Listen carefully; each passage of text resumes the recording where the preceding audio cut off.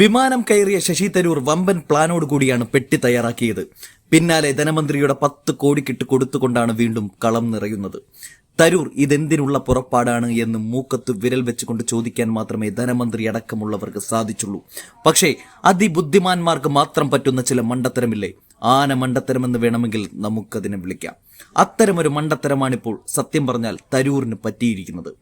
താൻ രാഷ്ട്രീയം കളിക്കാനല്ല വിദേശത്തെത്തിയത് എന്ന് ആവർത്തിച്ചു പറയുമ്പോഴും കൃത്യമായി കരുനീക്കിക്കൊണ്ടാണ് ധനമന്ത്രി ബാലഗോപാലിനെ വേട്ടയാടുന്നത്.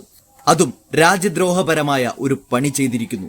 ഇനിയെങ്കിലും അത് മനസ്സിലാക്കിയാൽ കൊള്ളാമെന്ന മട്ടിലാണ് 10 കോടി മുടക്കിയിരിക്കുന്ന വിഷയത്തിൽ തരൂർ കേരള സർക്കാരിനെതിരെ രംഗത്ത് വന്നിരിക്കുന്നത്. പറഞ്ഞു വരുന്നത്, 2 വർഷങ്ങൾക്ക് മുമ്പ് കേരള സർക്കാർ നമ്മുടെ ഖജനാവിൽ നിന്നും ഒരു 10 കോടി രൂപ തുർക്കിക്ക് നൽകിയിരുന്നു. 2023 ആയിരുന്നു അത്. ഭൂകമ്പം കൊണ്ട് എല്ലാം നശിച്ച നിരാലംബരായ മനുഷ്യർക്ക് ഒരു ധനസഹായം എന്നായിരുന്നു അന്ന് ധനമന്ത്രി ബാലഗോപാൽ മഹാമനസ്കനായിക്കൊണ്ട് നിയമസഭയ്ക്കുള്ളിൽ പറഞ്ഞത്. എന്നാൽ പഹൽഗാമിലെ ഭീകരാക്രമണത്തിന് പിന്നാലെ ഇന്ത്യയും പാകിസ്ഥാനും സംഘർഷത്തിലായപ്പോൾ തുർക്കി പാകിസ്ഥാനോടൊപ്പമാണ് നിലയുറപ്പിച്ചത്. എന്തിന്, ഇന്ത്യയെ തകർക്കാനുള്ള ആയുധങ്ങൾ വരെ അവർ പാകിസ്ഥാന് നൽകി. ഒറ്റ നോട്ടത്തിൽ തികഞ്ഞ ദേശീയത തുളുമ്പിക്കൊണ്ട് കേരള സർക്കാരിനെ ഇല്ലാതാക്കുന്ന ഒരു പ്രസ്താവനയും ഇതിലൂടെ കാണാം. എന്നാൽ അതിനപ്പുറത്ത് രണ്ടാമതൊരു നോട്ടത്തിൽ മോദിയെ വെള്ളപൂശാനായിട്ട് തരൂർ കണക്ക് കൂട്ടിക്കൊണ്ട് കേരള സർക്കാരിനെതിരെ തിരിഞ്ഞതാണ്. 4ാം വാർഷിക ആഘോഷത്തിൽ മതിമറന്നു നടക്കുന്ന പിണറായിക്ക് പക്ഷേ തരൂർ ആയതുകൊണ്ട് തന്നെ ഒന്നും എതിർത്ത് പറയാനും പറ്റുന്നില്ല. കാരണം കഴിഞ്ഞ 1 മാസം മുൻപ് പിണറായി വികസനത്തെ ആവോളം പുകഴ്ത്തിയതിന് പിണറായിയും കൂട്ടരും തരൂർ CPM-ലേക്ക് വരുത്താനുള്ള പണികൾ നടത്തിയതാണ്.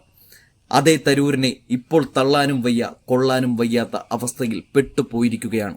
പക്ഷേ തരൂർ മനസ്സിലാക്കേണ്ടുന്ന ഒരു യാഥാർത്ഥ്യമുണ്ട്. തുർക്കിയിൽ ഭൂകമ്പം നടന്നത് 2023-ലാണ്. അന്നാണ് കേരള സർക്കാർ 10 കോടി മാനുഷിക പരിഗണനയുടെ പേരിൽ കൊടുത്തത്. ഇവിടെ മോദിയും ആവോളം കൊടുത്തിട്ടുണ്ട്. ഒരു പിടി സൈന്യത്തെ തന്നെ അവർക്കായി നൽകിയിട്ടുണ്ടായിരുന്നു. അത് പക്ഷേ തരൂർ കുറ്റം പറയാനായി കണ്ടില്ല. പകരം 2025-ൽ പാകിസ്ഥാന്റെ ഭീകരാക്രമണം ഉണ്ടാവുമ്പോൾ തുർക്കി പാകിസ്ഥാനെ സഹായിക്കുമെന്ന് മുൻകൂട്ടി അറിഞ്ഞ് മനസ്സിലാക്കിക്കൊണ്ട് 2023-ൽ തന്നെ അവരെ ഒറ്റപ്പെടുത്തണമായിരുന്നു. ഇവിടുത്തെ ന്യായമാണത്, ഇവിടുത്തെ വാദമാണത്.